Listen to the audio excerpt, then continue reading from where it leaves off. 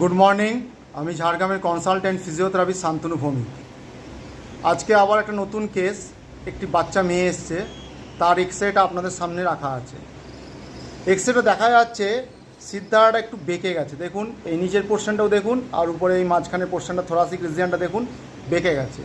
এইটাকে মেডিকেল টার্মে আমরা স্কোলিওসিস বলে থাকি। The definition of the scoliosis is side was curvature of the spine is call the scoliosis. এই স্কোলিওসিসকে আমরা ফিজিওথেরাপি ট্রিটমেন্ট অর্থাৎ এক্সারসাইজ থেরাপি দিয়ে আমরা সোজা করতে পারি। এটা দীর্ঘ টাইমের ব্যাপার, কিন্তু যে সমস্ত ব্যায়াম করলে সিদ্ধাটা আস্তে আস্তে সোজা হবে সেই ব্যায়ামগুলো আজকে আপনাদের সামনে তুলে ধরব।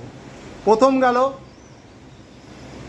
স্কোলিওসিস হলে রিব কেজগুলো বাঁকবে এবং এই দেখুন পেলভিক শিফট হবে একটুখানি। দেখুন রাইট সাইডের পেলভিকটা উপরের দিকে উঠে গেছে, আপনি বাঁ দিকের পেলভিক দেখুন বোনটা, আর ডান দিকের পেলভিক বোনটা দেখুন একটু উপরে উঠে গেছে।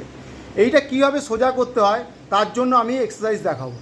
প্রথম সোজা করার প্রথম পদ্ধতি এইটা, আমরা বাচ্চাটাকে প্রথমে হ্যাঙ্গিং অবস্থায় ঝুলিয়ে রাখবো।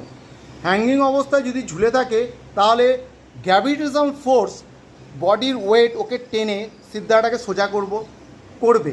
এইটাই গেল প্রসিডিওর নাম্বার 1। প্রসিডিওর নাম্বার 2 কী এক্সারসাইজ করব সেইটা এখন আমি করে দেখাচ্ছি, আপনারা দেখুন।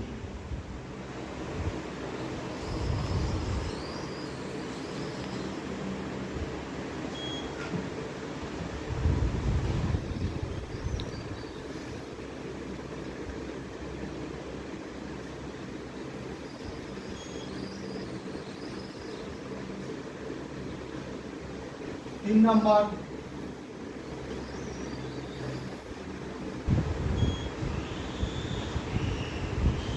চার নাম্বার,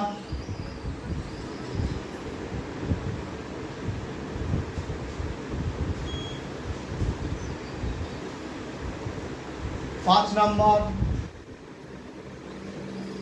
দুটো হাতকে একবারে সোজা উঠাবো, দিয়ে জোরে নিঃশ্বাস নিতে হবে। 1 2 3 4 5 6 7 8 9 10 ছেড়ে দেবো।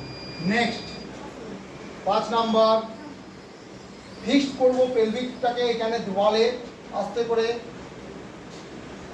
রাইট সাইডে কার্ভেচার নেব। 6 নাম্বার,